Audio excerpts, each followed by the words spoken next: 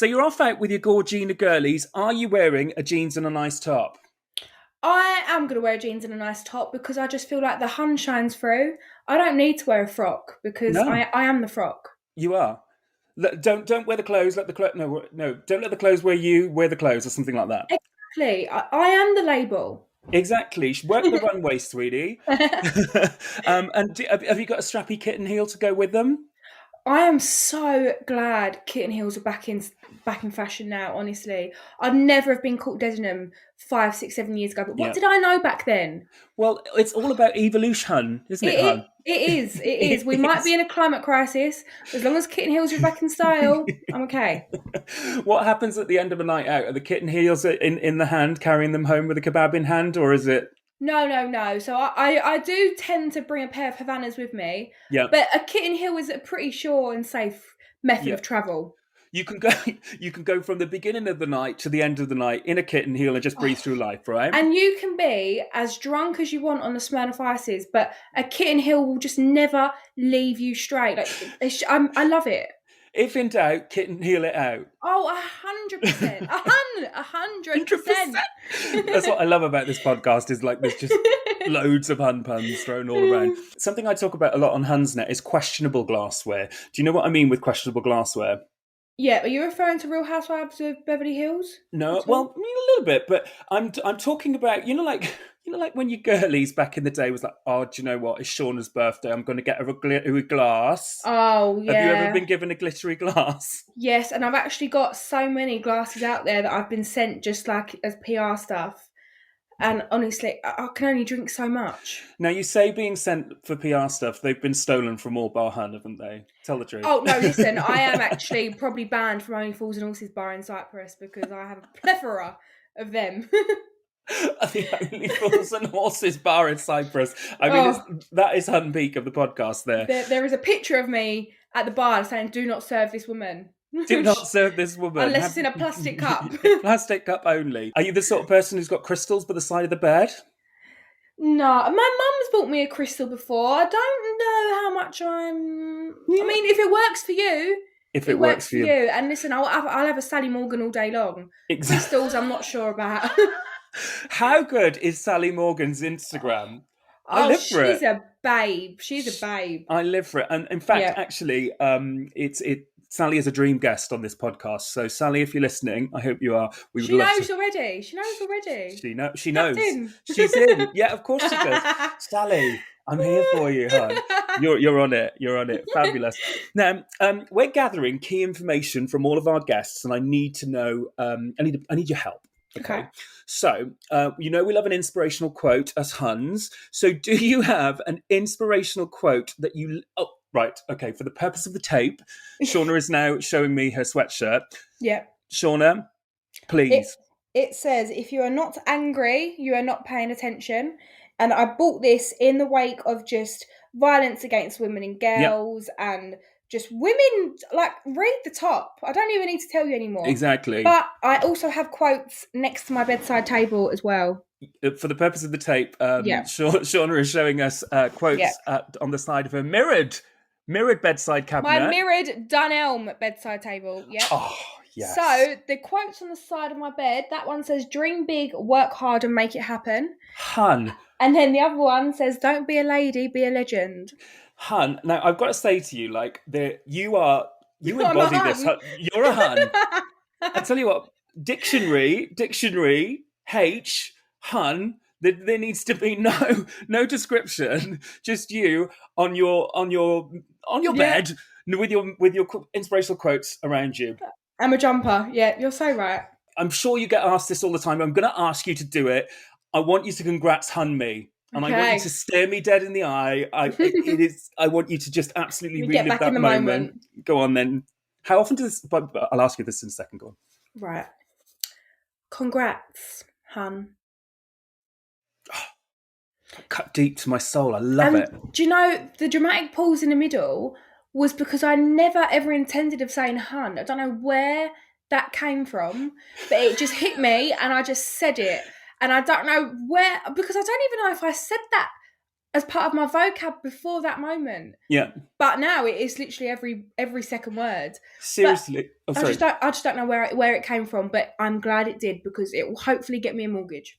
It will. It will. I'll pay your mortgage. Maybe I won't. I really, really struggle with this. How do you describe Hun culture to somebody who doesn't know about it? I think a Hun, or just Hun culture in general, is just someone who is friendly to all to begin with, but will equally take no shit. Yeah. But is so good with it. So it doesn't need to be cutting. You don't need to be nasty, because we know ourselves, and we're so comfortable in ourselves.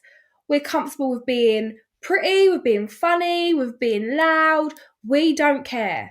We are so good with not conforming to what everyone thinks we should be. In Love Island, especially, I used to think that, God, I really should just keep my mouth shut sometimes, because some of the boys used to say, "Oh, like I hate loud girls," and I was like, "Oh, that's definitely me." Now I am loud and proud. As Gemma would say, 0 fucks given. 100%. Exactly. And only weirdos curl their hair with straighteners. Can I ask you a question? Like, this Gemma Collins Best Bits on Big Brother, it's like the Bible for Huns, isn't it? I literally I watch it probably 3 to 5 times a week sometimes. I do watch it once a month. It's like the New Testament. It is. Gemma Collins Best Bits is actually, yeah, get that fire exit door. It's I'm off. off. Keep listening to Steph, Hun. Yeah. No, what was the other one? I don't Who's need the guy that played Christian? Oh, and she John dragged Partridge. You're obsessed with me. Yeah, she dragged poor John. I hope he's alright, Yeah, just listening to her sing, and obviously it's all emotional and stuff like that. And then sometimes you think, oh my God, what has happened to us? What the fucking hell has happened here, as Kim Woodburn would say? Listen, when they started playing reruns of EastEnders and Corrie because they'd run out of episodes, mad.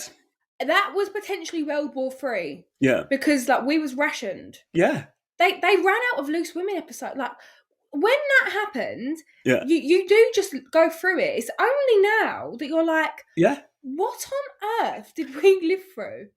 One of the key moments for me was obviously when the pasta and the bog roll at the beginning. Nobody had any of that. Oh, Jesus Christ, yeah. And I remember like being in my house with my boyfriend, and I was like, it was almost like something like The Day After Tomorrow, or what's the one with Will Smith and the dog? Oh, I Am Legend. Yeah. Yeah. I'm like, I'm going to go out for food. And I went to Aldi, and I went down the high road, turned the corner, and I saw people queuing outside Aldi for the first time. And it was literally like, vroom, life in slow motion of watching people outside Aldi. But you also enjoyed it because it was your only trip out. So it's like, oh, should we go Asda or Tesco today? Like, what one do you fancy? We would go up to Big Sainsbury's as a day out, walking around looking at the Habitat homeware, going, oh, I love that chopping board, because you couldn't buy anything. No, and so when they ran out of tomato sauce, that's when I really did know we're up ship creek here. Like, shit's going terribly wrong. Yeah. But I actually tweeted the other day when we all ran out of petrol because we all panicked. Well, not all of us, but the majority of the twats panic buys. I said, like, our enemies do not need nuclear bombs for us. No. They just need to do a few. We're running out of petrol, we're running out of loo roll, we're running out of turkeys. And we will combust. And we're fucked. We're all fucked. So, let's carry on the discussion. Mm-hmm. Now, what I love about you, Shaughna, is not only are you amazing online, I think that you're a great influencer and you show it like it really is. But you're an advocate for body positivity, but also you're really great at shutting down trolls online. And I was listening to one of your podcasts that you did with I think it was with Reality Tea last year, the BBC one, and you described yourself as pretty sassy online.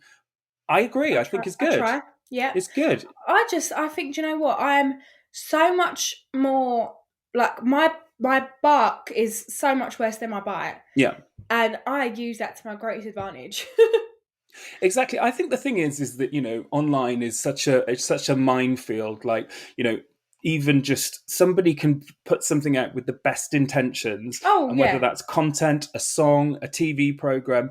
Twitter, I don't know about you, but I stay off Twitter as much as possible because Yeah. that is like The dark hole. it's the dark hole, the Yeah. cesspit of opinions, and I think that's a Yeah. tricky place to be in. And I think the other thing as well, the one thing, I mean, I'm not front facing as much as you on my Instagram channel, but even as my channel has grown, you get people talking about you personally, and I'm like, Yeah. one thing that really has struck me recently is like, oh my god, you're supposed to just do memes, and it's like, why do people want to know who you are? And I'm like, well, I need to earn money. You know what I mean? Do you think I'm just going to sit on my sofa all day and make memes for everyone to laugh at and not Who capitalize on who it? even says that though? Honestly, exactly. So weird.